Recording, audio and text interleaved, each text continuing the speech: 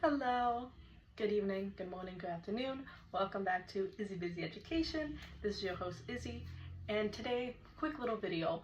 This is something I have learned through my literature journey or writing journey, and that is do not let familiarity with the text breed apathy.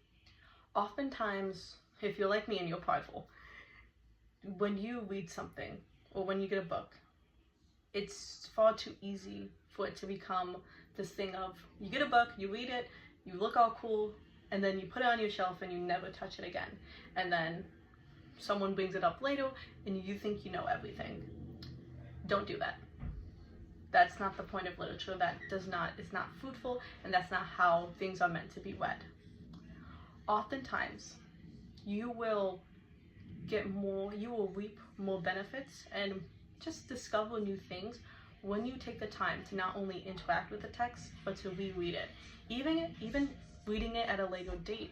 I mean, how often do our own experiences, things in our life that happen, change our perception so that when we return back to the text, we either understand it more or scope out something we didn't see in our first reading. Little personal anecdote. When I was 14, I read Where Are You Going, Where Have You Been? It's an amazing short story, and it follows a young girl named Connie, and she meets a man, and life goes downhill from there.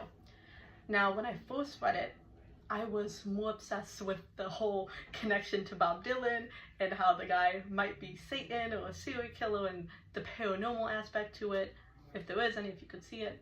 But when I was 14, I cared more about that. And most of my conversations about Where You're Going, Where Have You Been was just, it shows the devil in literature in a different way, in a really cool way that I liked. Then, years later, I had the opportunity of reading it again in a university literature course. Now, at first, I was very prideful, and I thought I already knew what the text was about, so to speak, and I didn't care to read it again. But it was only during that second time and years later reading it that I start to see the themes of, innocence versus naivety and this sort of perverted coming of age and how that easily can be taken advantage and manipulated, so to speak. But it was only during that second read did I did I discover that aspect of the text.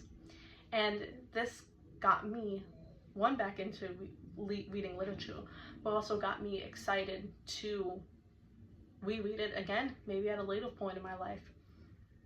I mean, you're going to read a lot of books that maybe don't make sense to you now, or that it's going to be confusing, you're not going to understand anything that the author is saying or what's supposed to be said, and then who knows, years later, you might mature, get more life experiences, and then be able to return to the text and understand it better.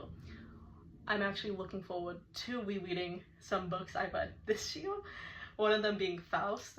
I've got not Dr. Faustus, it was a different Faust. I think it was Golden Faust?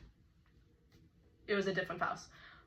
But this guy makes a deal with the demon, and then he ends up having a weird relationship with a woman. Very weird relationship. And then part 2 just takes this crazy story, and it was a tough read, and I had to battle through it, and it was painful, and I just was trying to get it done. But in light of this new perspective of rereading, I can't wait to come back 7 years later, back to Faust, and see what things I've missed in my first reading, or what more things can I learn from it. But yeah, so in all, do not let familiarity with the text breed apathy. Also, reread some old books that you have. If you have a bunch of books just sitting in your bookshelf and you've read all of them, reread them again and try to see what you can scope out. So yeah, that was another video. Take care. Bye.